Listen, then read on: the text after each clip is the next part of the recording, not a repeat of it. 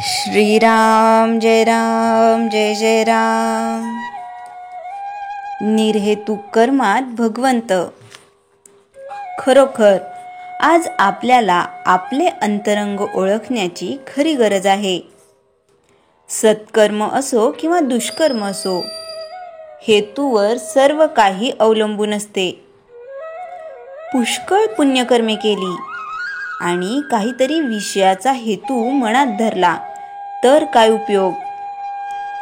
काबाड कष्ट खूप केले, बायको पोरे टाकून बाह्यांगाने कितीही केले तरी मन जोपर्यंत तिथे नाही तोपर्यंत राम भेटणार नाही।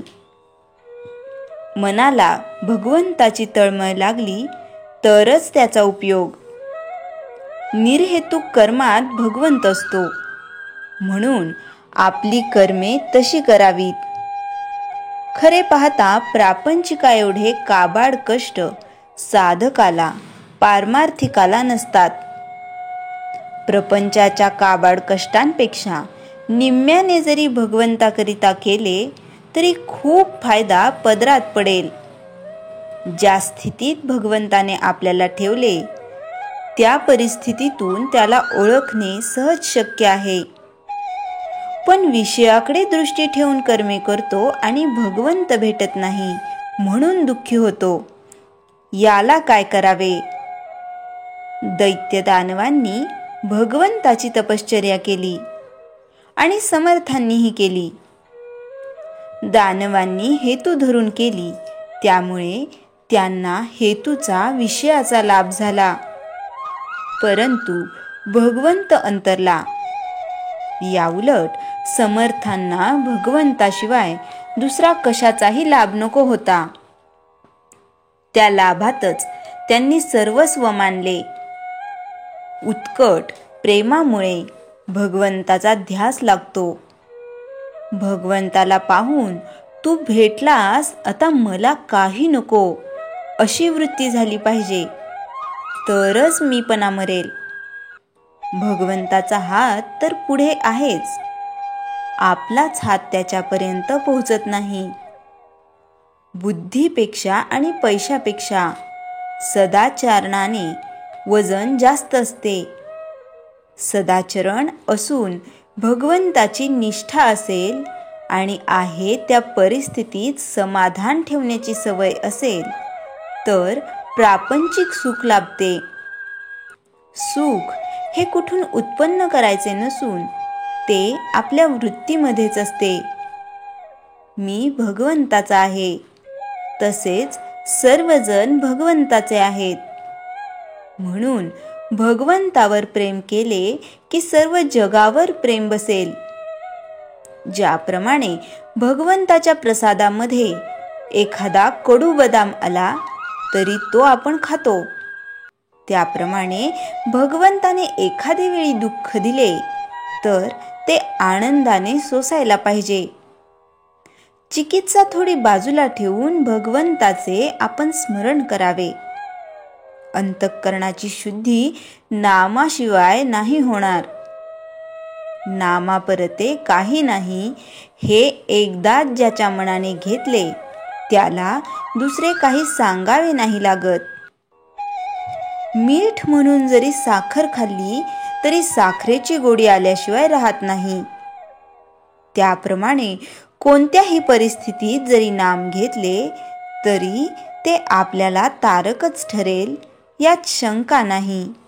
श्रीराम जय जय राम। चैतन्यवाणी। उपासनेचा जोर आहे तोच जगात खरे काम करतो।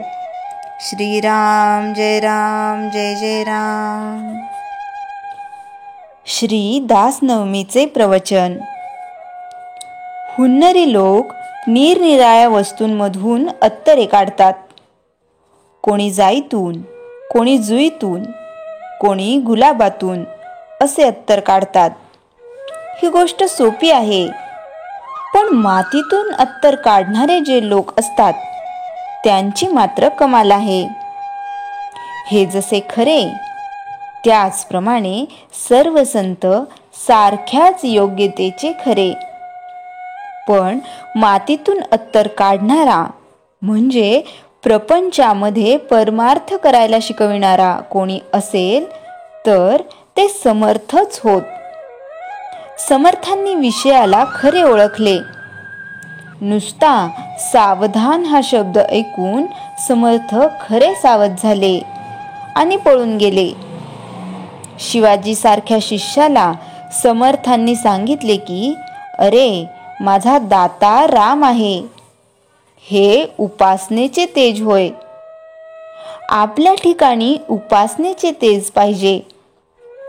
समर्थांनी प्रपंची लोकांना तुच्छ केले नाही, परंतु प्रपंचात सुख मिळणार नाही हे सांगितल्याशिवाय ते राहिले नाहीत.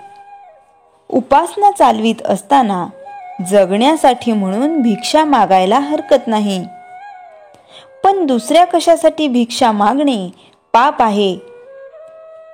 नुसती भिक्षा मागणे हे काही समर्थांचे ध्येय खास नव्हते.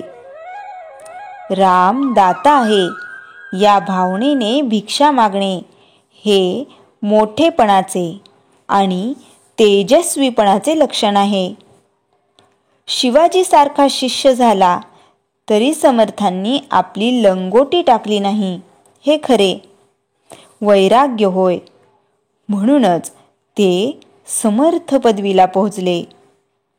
स्वतःचा जीव धोक्यात घालून मिळवलेले राज्य गुरुच्या झोळीत टाकणारा शिष्य धन्य होय, आणि अनायसे चालून आलेले एवढेच राज्य निरासक्तीने परत करणारा गुरु त्याहून धन्य होय. समाजातल्या या वर्गाला परमार्थाच्या शिकवणीची जरूर आहे. तिथे जाऊन त्याला अनुरूप अशी शिकवण देणे हेच प्रत्येक संताचे काम असते. काही संत एकांतिक वृत्तीचे असतात तर काही संत समतोल वृत्तीचे असतात. समर्थांसारखे समतोल वृत्तीचे संत प्रापंचिकांना जास्त उपयोगी असतात. समर्थांच्या काळी लोकांची भगवंताबद्दलची बुद्धी कायम होती, फक्त परिस्थितीमुळे त्यांना बाहेर तसे वागता येत नव्हते. पण आज जी बुद्धीच नाहीशी होत चालली आहे, हा काळ जास्त ठिकाणी आहे. इथे सूक्ष्मामध्ये बिघाड झाला आहे. म्हणून नाम हे सध्या फार परिणामकारक ठरणारे आहे, कारण ते फार सूक्ष्म आहे. समर्थांनी दासबोध लिहिला. त्यात आपल्याला सुचणार नाहीत इतक्या शंका घेऊन त्यांनी त्यांची उत्तरे दिली आहेत. खरोखर दासबोधासारखा ग्रंथ मिळणे कठीण. जो दास होतो त्यालाच त्याचा बोध होतो. जो भगवंताचा दास झाला त्याचे जन्माचे कल्याण दासबोध करील. प्रत्येकाने तो जरूर वाचावा आणि त्याप्रमाणे मनाला बोध द्यावा. समर्थांना आपले हित कशात आहे ते कळले आणि त्यांनी ते जगाला सांगितले. ज्याला जे झेपण्यासारखे आहे तेच त्यांनी सांगितले. प्रपंच मोडका ठेवा असे नाही त्यांनी सांगितले, तर तू ज्या मार्गाने तो करतोस त्या मार्गाने तो नेटका होणार नाही हे सांगितले. समर्थांना रामाची मूर्ती म्हणजे प्रत्यक्ष रामच आहे असे वाटे. अशांनाच राम आपण होऊन अनुग्रह देतो. समर्थांसारखे संत स्वतः कधीच उद्धरलेले असतात. केवळ जगाचा उद्धार करण्यासाठी ते जन्माला येतात. अशा संतांनी सांगितलेल्या नामाची कास धरल्यानेच आपण त्यांचे उत्तरायी होऊ शकू. श्रीराम जय राम जय जय राम. जयाच्या जनी जन्मनामार्थ झाला, जयाने सदा वासनामात केला. जयाच्या मुखी सर्वदा नाम कीर्ती, नमस्कार तया ब्रह्मचैतन्य मूर्ती. श्रीराम जय जय राम. श्रीराम समर्थ.